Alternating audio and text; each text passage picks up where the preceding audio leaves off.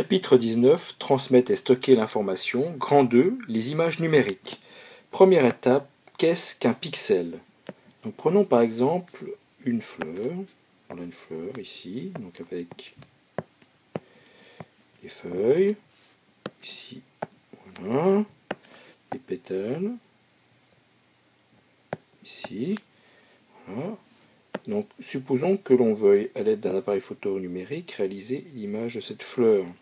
Si l'on regarde l'image numérique à la loupe, ici, donc prenons par exemple une loupe ici, donc si on regarde ici le petit point qui se situe ici, sur lequel par exemple on a un pétale, on constate que lorsqu'on grossit le point, de plus en plus, on obtient une sorte de quadrillage de l'image, et donc ce quadrillage de l'image, donc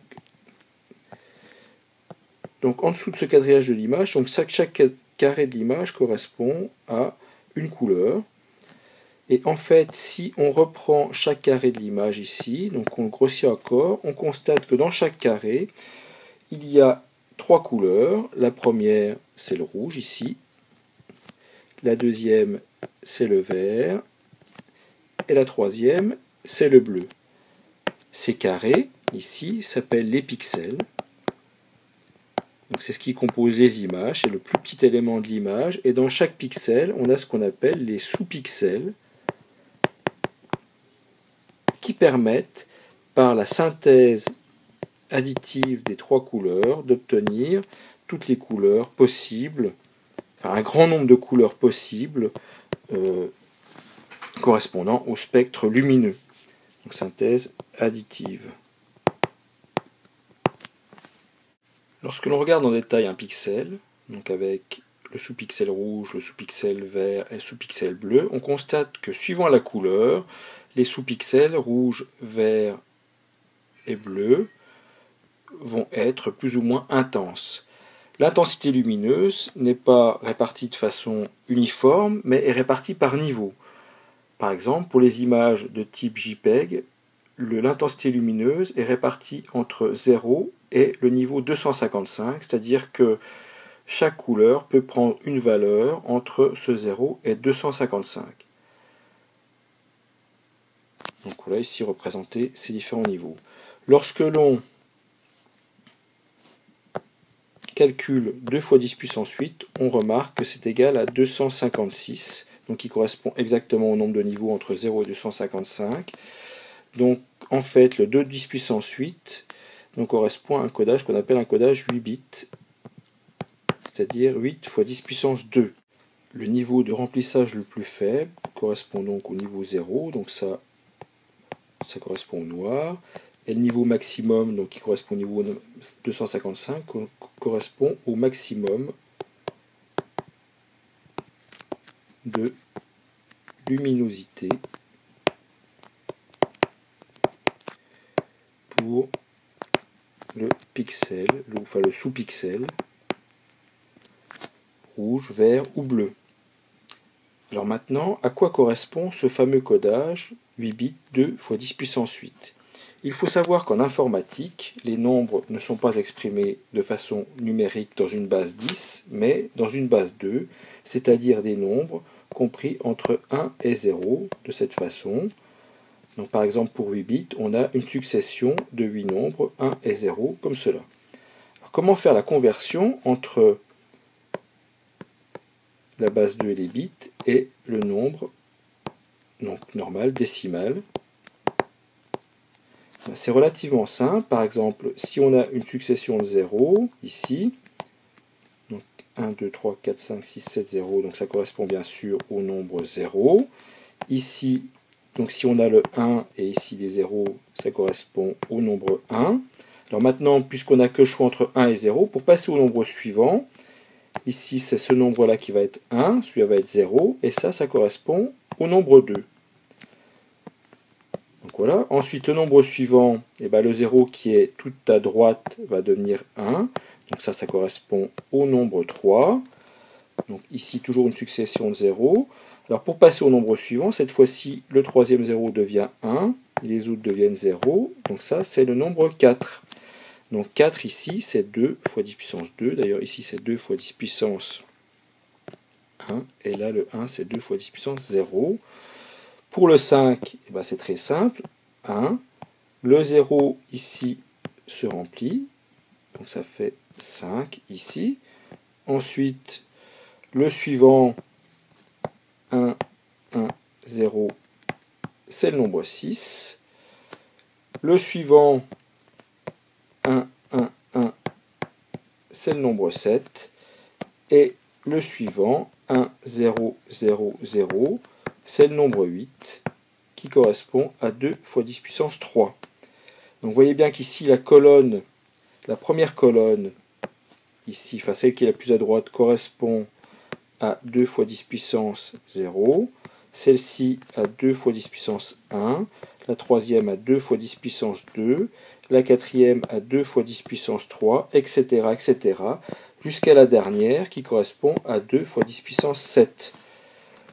Le dernier nombre, donc une succession de 1, correspond donc à la somme 2 fois 10 puissance 7 fois plus 2 10 puissance 3 plus 2 10 puissance 6, pardon, plus 2 10 puissance 5, etc. Donc c'est-à-dire 255. Donc si on veut par exemple, donc en vous donnant un exemple, de convertir un nombre décimal en un nombre binaire, donc par exemple le nombre 100,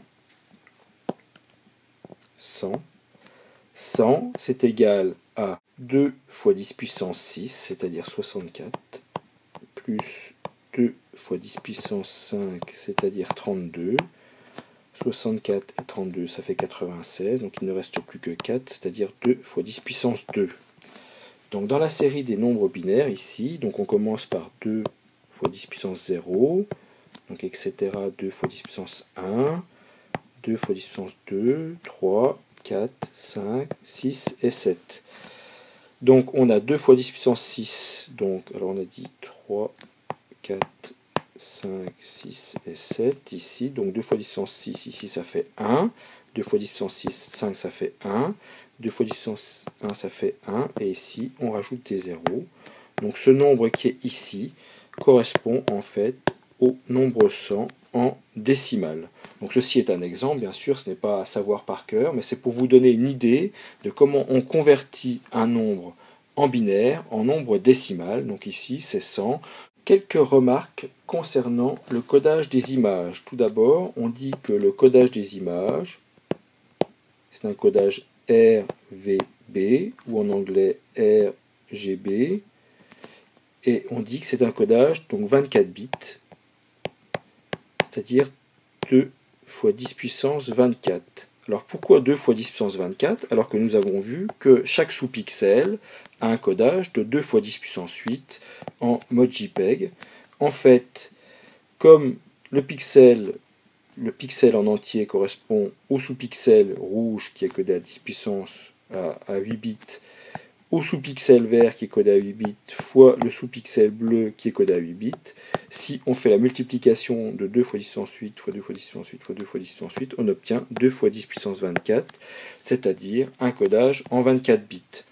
Ce qui correspond, si on fait le calcul, 2 fois 10 puissance 24, donc ce qui correspond à 16,7 fois 10 puissance 6, c'est-à-dire qu'on obtient 16,7 millions de couleurs. Donc la taille de l'image est égale au nombre de pixels fois le nombre de 0 et de 1 servant à coder chaque pixel, c'est-à-dire 24. Donc par exemple, pour une image donc pour un capteur numérique qui contient 5 mégapixels, donc ça fait 5 fois 10 puissance 6 fois 24, ce qui correspond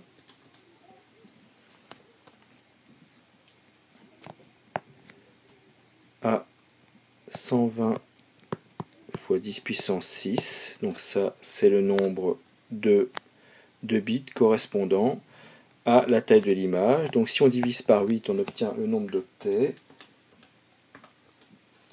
et donc ce qui ferait 15 mégaoctets. On constate que dans la réalité, les images sont beaucoup plus petites. Pourquoi? Car il y a un algorithme de compression de l'image. Donc l'image est comprimée, elle perd en qualité, mais elle a une taille beaucoup plus faible, nettement inférieure à 15 mégaoctets.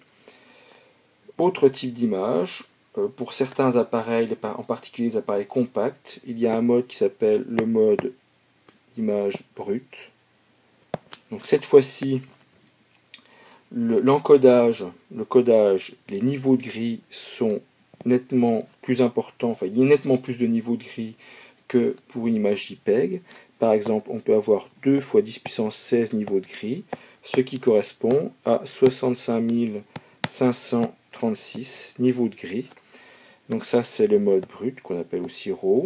Cette fois-ci, l'image n'est pas compressée et la taille de l'image est donc nettement plus importante, mais la qualité est nettement meilleure puisqu'on a beaucoup plus de niveaux de gris pour chaque sous-pixel et donc un contraste beaucoup plus important.